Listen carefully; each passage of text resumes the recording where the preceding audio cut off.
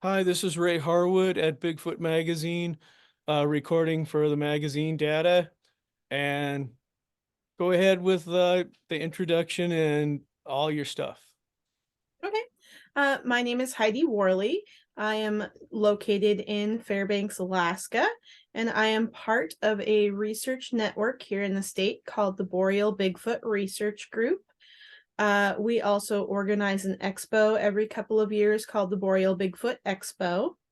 And, there's a number of us scattered throughout the state, as far south as Homer, Toke, Delta Junction, Healy, Denali, Matsu Valley, and then me and another individual here in Fairbanks. Oh, that's excellent. So, what is it that do you go on research group expeditions and Yeah, things of that sort? yes, we do organize group research and we also do solo individual research within our areas. Specifically, I gather a lot of encounters and sighting data. And we do go out and we put out like hair traps, camera trail traps, things like that to see if we can gather any evidence in areas of high activity around here. And we don't just look for Bigfoot. We do have other cryptids within our state that we also study, but my main realm of investigating is the Bigfoot phenomenon. Oh, that's excellent. So, what have you found thus far? We do get a lot of tracks here in the state, especially in the wintertime, although tracks in the wintertime can be very deceptive.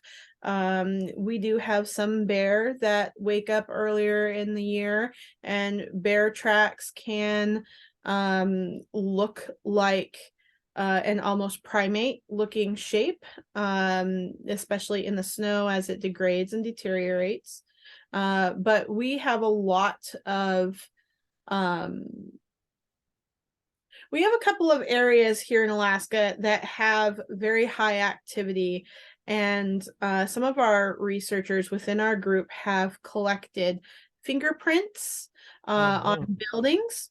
And we have tried to extrapolate some DNA from that. I believe he's still waiting on the results from that. We've gathered scat and other evidence like that here. so are they mostly along the coast or are they on the interior of Alaska or It's actually pretty widespread phenomena. The thing is that Alaskans are very tight-lipped about their encounters. It can be very hard to get someone to open up and talk about them, especially the indigenous people, because there is a very high conscientiousness that these are kind of negative entities, and that if you talk about them it kind of brings that negative attention to you. They uh-huh. don't want to draw that attention to themselves, so it can be very hard to get people to talk about it. But we do have a lot of encounters that in places that you actually probably wouldn't expect to see Bigfoot or hairy men. Some of them call them mountain giants. But I've had families all the way far north as Bethel and Nome tell us that they have seen them out on the tundra following caribou, multiple individuals at once. We have heard that they're down, we have lots of sightings down along the coastline. And that's actually where those fingerprints were gathered, were kind of down on the coast. And those particular encounters generally are a bit more aggressive. Interior encounters and sightings, they're kind of like your typical Pacific Northwest Bigfoot, where they'll watch you. They might throw rocks, or we've heard of hunters in cabins being kind of heckled and harassed Uh-huh. until they leave the area. Wow. But yeah. So they hunt in packs like I guess chimpanzees are known to hunt like in little groups and Uh, Well, here, the indigenous people consider them another people. They don't consider them like another animal, and their behaviors are kind of described more like when you're describing other people. oh, huh. They're not really known for having clothing or tools, but they, in these Bethel sightings, they're out on the tundra and they're very tall, 8 to 10 feet, very dark in color. And they talked about having one that was like a watcher or an ambusher, and Oh, then wow. they would have two others that would kind of drive the caribou or spook them towards the one that was in waiting. So Oh, huh. it does show that they have high intelligence, they strategize, and things like that. A lot of human traits, human Yeah, hunting traits. So yeah. when they dispatch the caribou and whatnot, do they use a club or or they do it by hand, or is there any? Like I said, tools are not usually described. Uh-huh. Um, I have heard of creatures that, hairy men that basically they'll like break the neck of the animal, or they'll grapple it and then they'll pick it up and carry it off, Uh-huh. kind of like over their shoulder. A caribou is an 80-pound caribou is nothing to Wow. them. So um yeah, and we've heard of some strange animal killings within the last few years. There was a couple of like moose carcasses that were found that were very strange. They were arranged in kind of a strange way. The bodies, like the neck and the backbone and the head of the animal, had been detached from the Wow. bodies, and the bodies were gone, and it was just that upper portion of the spine, the neck, and the head, and they were laying side by side to one another. And that just isn't very indicative of like an animal killing. There were no scattered bones. They couldn't find the lower halves of the body. It wasn't like they were dragged away. That's not really typical predator behavior Right. here. So, we do have some strange animal killings and things like that in the interior. So you hear a lot of Bigfoot researchers talk about like structures, like Mhm. log structures, or almost like teepee brush structures, Mhm. or hunting blinds. Do you guys find anything that on your in your research?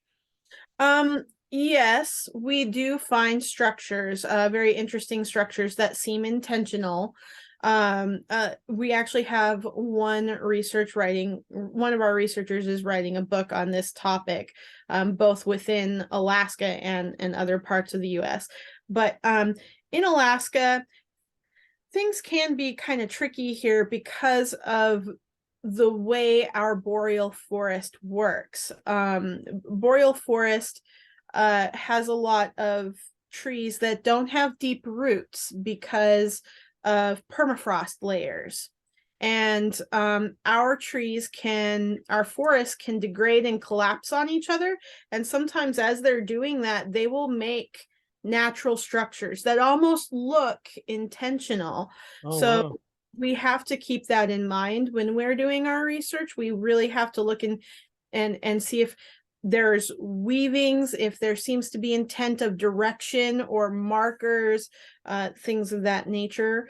And we also have a lot of people that do the bush crafting.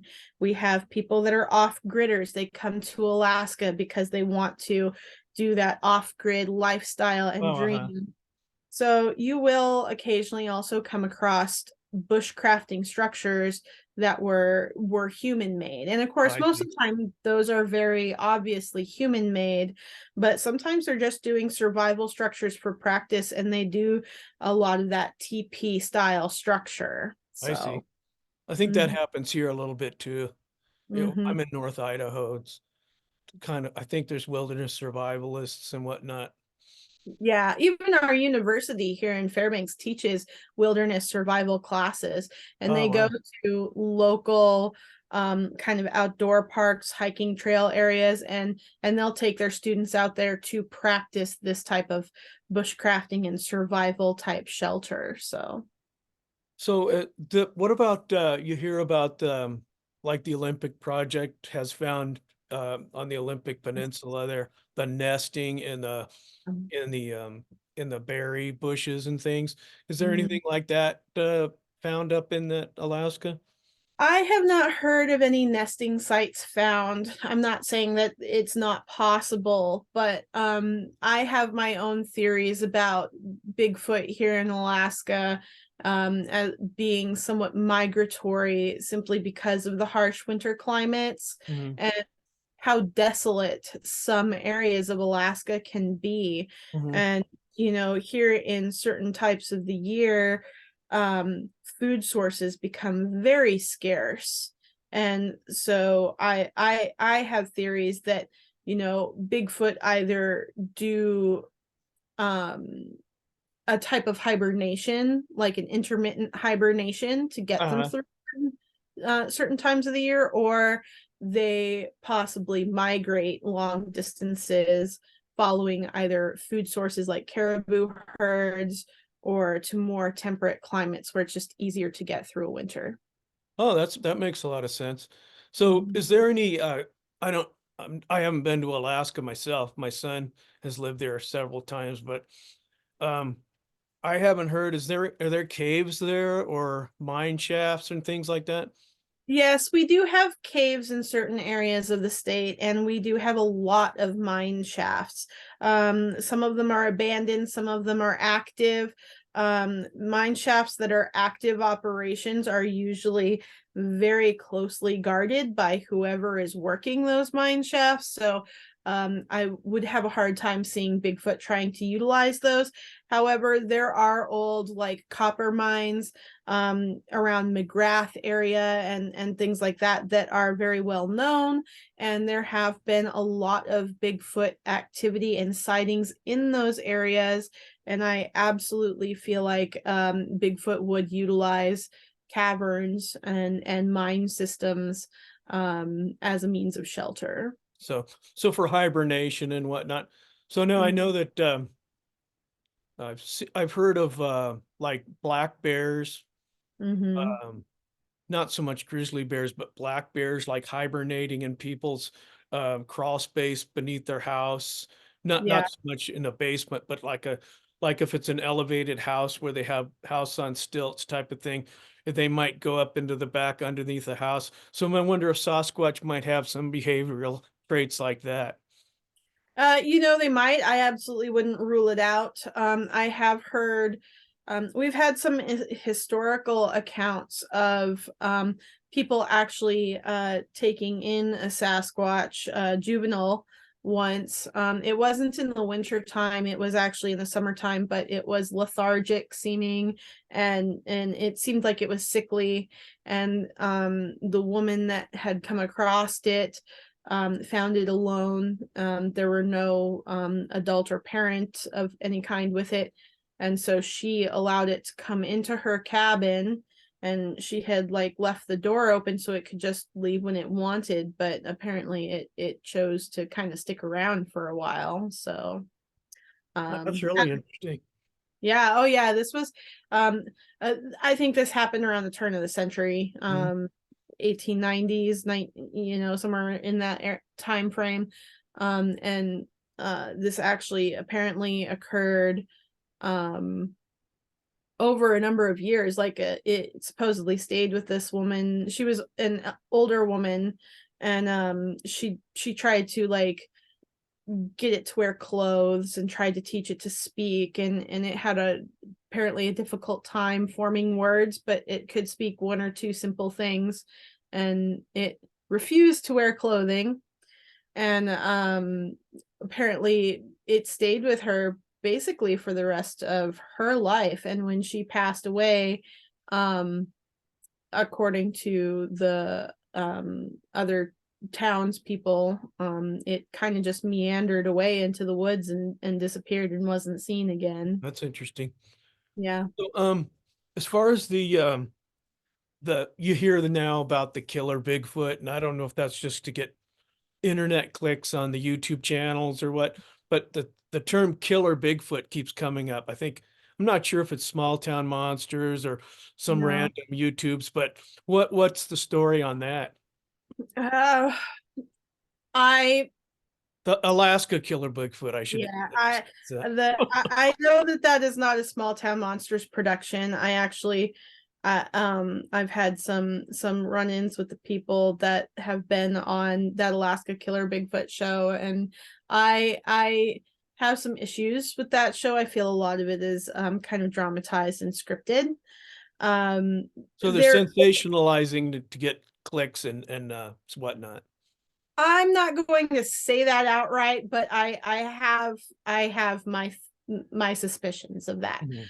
Um, I will say though that there is some records that all the killer Bigfoot of Alaska, there's some grain of legend, some grain of truth to that. It kind of originated with the Port Chatham area. There used to be a big fishing industry there and a chrome mine in that area, and it was at one point a pretty large settlement. It had its own school and post office and things like that. And there were a strange string of killings and disappearances, people being found in bogs.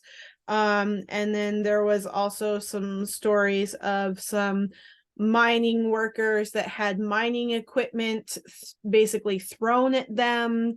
Some people were killed and supposedly ran off by some creature in the woods. And of course, I think some of that has some sensationalizing going on. One of our researchers is down in that area and has gone to Port Chatham on a number of occasions with Extreme Expeditions Northwest, and they did a Uh-huh. couple documentaries out there. Oh, And that's he interesting. Yeah, and he's a former police department officer. He's retired now. And he wrote a book about his findings on the history of Port Chatham and the mystery of the Bigfoot phenomenon out there. It's a really great book. His name is Larry Beans Baxter. If Oh you yeah, I saw that program. Yeah, and if you want to get the lowdown on the history, the real history of Port Chatham, look up his book, and you'll be able to get some great insight on that. Oh, that's excellent. So as far as I was just wondering, is there any information that you've heard of actually humans hunting Bigfoot? I mean, as oh no, you say that they consider them humans, so they Yeah. would think that was cannibalism, so that'd be like taboo to hunt them. Well, I mean, they might have combat with them, but they consider them, they're more human like. They're their own people. Now, when indigenous cultures call something a people, they ravens are a people, wolves are a people, other beings, they're a type of people to them. mhm. Now Bigfoot, I'm not saying are human, but they exhibit a lot of human like characters. And so when indigenous people say, the hairy men or the mountain giant people, they consider them like their own culture of Mhm. beings. They I do not think that they would hunt them unless they're trying to defend their village or their people. Actually, it's kind of the other way around. It's not a cannibalism thing as far as hunting Bigfoot. It's actually more or less a lot of the native villages think that they will take you and eat you. Right. Um, So they it would be more like the Sasquatch would be cannibalistic. Yes, yes, absolutely. There are a lot of legends of cannibalistic giants in Alaska, not just necessarily Bigfoot, but other giant people as well. And they tell you, if you talk to anybody, especially on the west coast of Alaska, down in like Dutch Harbor area and stuff, there is a very deep rooted fear of these creatures. They tell you, if you hear a woman crying in the woods or a baby crying in the woods, if you hear something whistle at you, don't whistle back. They say don't whistle in the woods. It attracts their attention, and they will come and take you. There have been some documented incidents of women trying to be taken and children trying to be taken. There was a woman down in the Dutch Harbor area that she was actually interviewed on a Small Town Monsters thing, and she talked about when she was young, she was watching some of her younger kin, and it was just her and another gal and these children, and a Sasquatch came to their dwelling and tried to open the door and was peeking through the windows at them and watching them, and it felt like it was trying to lure them outside. And Wow. they felt a great bit of fear, and they actually hid in one of the interior rooms.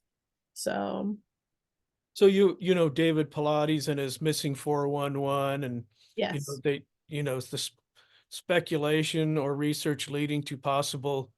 I mean, some of them's some of the stories are pretty compelling, that Oh, like absolutely. a wild man or a Sasquatch or a hairy man has abducted children. In some of the actual police missing persons cases, there's like, you know, little earmarks of that. Mm-hmm. So, so as far as the vocalizations, you mentioned whistling and whatnot. Have you heard of like them mimicking human language, or the samurai language from Ron Moorhead's Sierra Sounds type things? We actually, some of our researchers do have some audio recordings that have come from here in Alaska that have a little bit of kind of a garbled, I would say kind of like a gibberish type of language or mimicry, or vocalization. We've caught whoops here.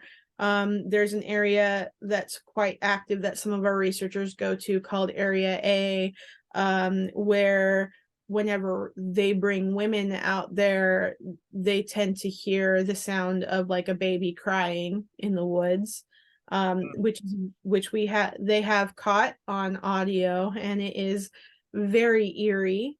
So I wouldn't say that we have anything that is exactly like the Sierra Sounds, but we do have some audio that kind of follows along those same lines. Wow, that's very interesting. Mm-hmm. So I have heard that baby crying sound, but I mean, it was so loud that you couldn't tell what direction it came from. Right. It was Yeah. really strange. So what about the scent? You hear about either the scent glands or the body odor, or Yeah. whatnot. Have you guys had any experience with that phenomena? Yes, we've gone into areas that have had very musky, pungent odors in the area. And of course, bear also will have kind of a musky scent. There are other animals here that give off pretty pungent odors. Uh-huh. Uh, but there have been places where you go into an area and it's just kind of overwhelming and feels like it's almost like a deterrent to keep you out of that area. Hmm. Uh, we do have some reports and incidents where the aroma is present. So Hmm. So yeah, that covers all those things. So the rock throwing, now of course in the wintertime the rocks are probably frozen to the ground there. You probably couldn't pick one up if you wanted to. But theoretically they'd be hibernating in the winter. mhm.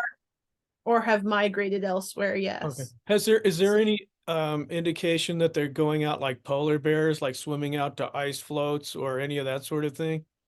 Not like polar bears. Down in the southeastern panhandle of Alaska, where we do have a lot of like broken chains of islands close by, there is a lot of talk about them swimming from island to island, in search, I'm sure, of food sources and things like that.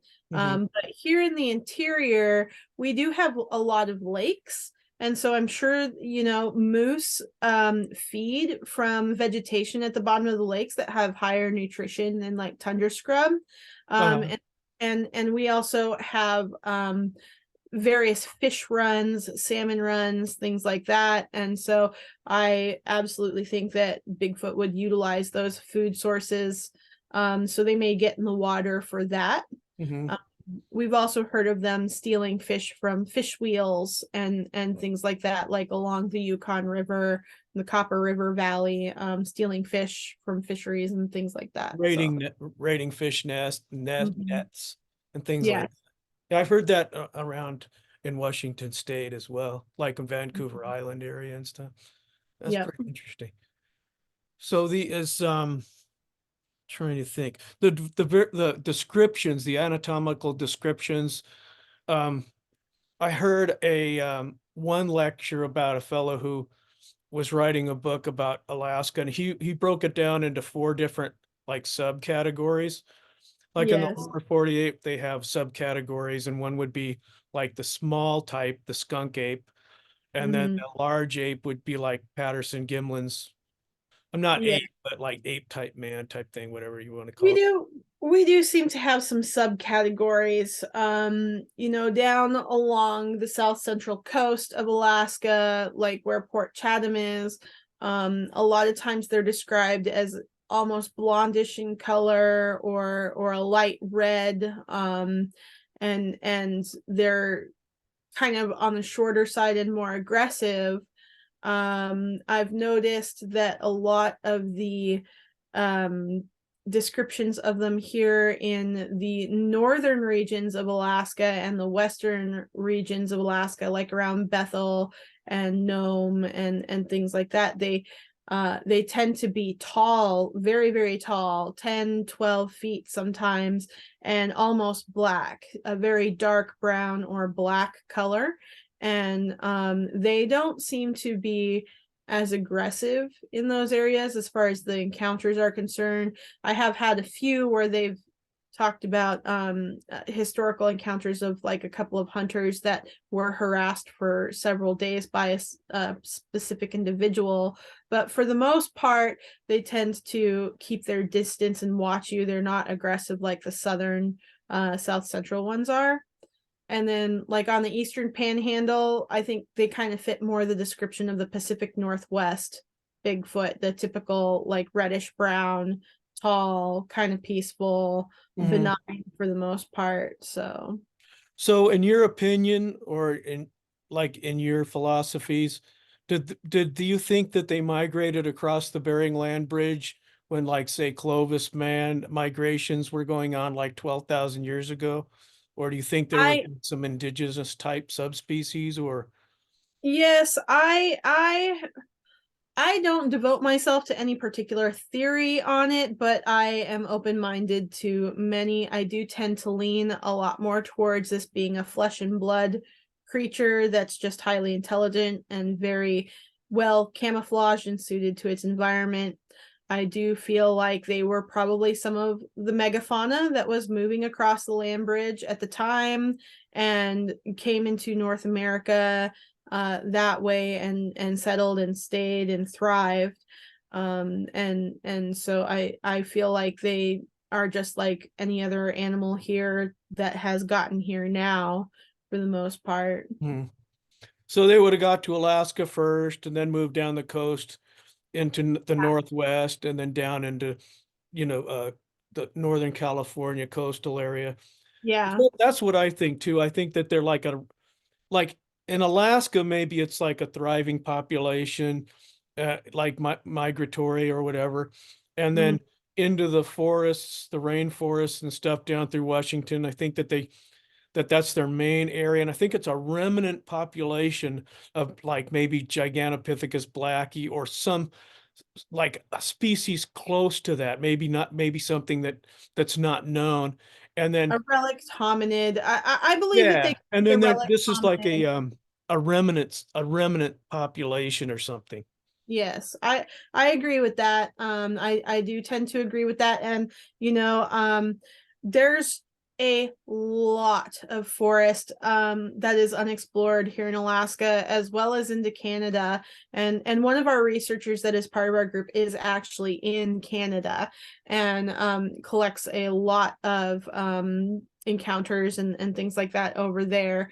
And honestly, there is areas of Canada where a population may never encounter a human being because there is so few people in certain areas of the northern territories of Canada, Yukon, British Columbia, where you will go miles and miles and miles without seeing a sign of a human being, and I feel like they could absolutely be out there and flourishing and have a very good healthy breeding population in Uh, those areas. like probably in more in the thousands than in the hundreds is my Yeah. speculation. Is when you think about the population of bears in any given region, it's huge, but no one ever sees, very rarely sees a, I mean, they do it up in your area, but here we have a heavy population of bear, uh, Yeah. a medium, some grizzly bears and black bears. And I rarely, I'm out there all the time and I rarely see a bear. And Well, maybe that's one every kind of the five thing. years or something. Yeah, that's kind of the thing. I mean, I am Alaskan born and raised resident. I've been here almost all my life. And I have only seen maybe 4 bears in my entire life. And we have a population of something like 250,000, 300,000 black bear, Hmm. just the black bear, not even including the grizzlies. And you hardly ever see them. And some people see them more than others, just depending on where they are. But I go out in the woods all the time for research and things, and even I rarely see bear. Hmm. So, yeah, I absolutely think that a much more elusive creature, a much more intelligent creature that is actively trying to avoid contact with humans um could easily not be seen. Hmm. You know? Yeah, and you could say the same for, I know we have a large population here of skunks, of badgers. I've Mm-hmm. never ever seen, I saw one porcupine in my life, and I know there's a lot more than one. I've seen maybe one badger, one bobcat, um, Yeah. one lion. It's like there's thousands and thousands of those species. Mm-hmm. And I think I saw a mink once. Um, and there's like a plethora of animals that are out there that I've never seen. Yeah. You see moose once in a while, uh, deer once in a while, elk once in a while, but the other animals, it's like I think I've only seen in the last 12 years, I haven't seen an owl. Mm-hmm. Yeah, Uh, we do see a lot of all of those mhm, here in Alaska fairly regularly. And animal movements are changing. And I think that, you know, not that this is necessarily a climate change issue, but our winters have definitely become more mild in the last 2 decades. And we are starting to see animals in Alaska that were not previously residents here. Coyote. When I was a little girl, there were no coyote here in Alaska, and now they're everywhere. They trap and hunt them. oh, Um, uh-huh. and we are starting to get mountain lion sightings here in the interior. And of course, they're not recognized by the Alaska State Fish and Game, but there have been enough sightings of them over the last 10 years that we've had some recent sightings in the area. And this summer, one of our expeditions that our group is going to do is a mountain lion expedition in an area that has had recent activity. Mhm. But we've even had white-tailed deer sighted here in Alaska, which have never been residents of Alaska, but they have been sighted as far into the state as the Kenai Peninsula, which is hundreds of miles from the Canadian border. Mhm. So animal movements are certainly changing. Right. And so I would imagine that the behavior of Sasquatch that are in the state are changing in accordance Yeah. with that. Well, in my opinion, I mean, I'm not into the climates. I'm not into any of that stuff like politically, but Right. I mean, as far as geological time, I mean, we had the land bridge because everything was quite Course. different. And then you get massive glaciation, then interglaciation, and then it's a Exactly. constant, the earth is in a constant flux and change. And there's a myriad of Our planet has geophysics its and our planet has its own natural cycles of right. warming and cooling. And a lot of And it's, yeah, right. For all yes, that stuff. and animals, plant life change with that. Right. And It's I think it's all in adaptive strategies. Hey, yeah. it's less than a minute, so could you show us the skull? Oh, you want to see the skull? Okay, one Yeah. second. And now this is what people should be looking for. So this is my Gigantopithecus blackie. And he was made by Tailor Made Fossils. And it was quite an endeavor to get him, but he is recreated off of the jaw of an actual Gigantopithecus blackie, and this is what the archaeologists and people who have studied this creature have come up with as far as what they feel the skull completely recreated would look like. Oh, that's awesome.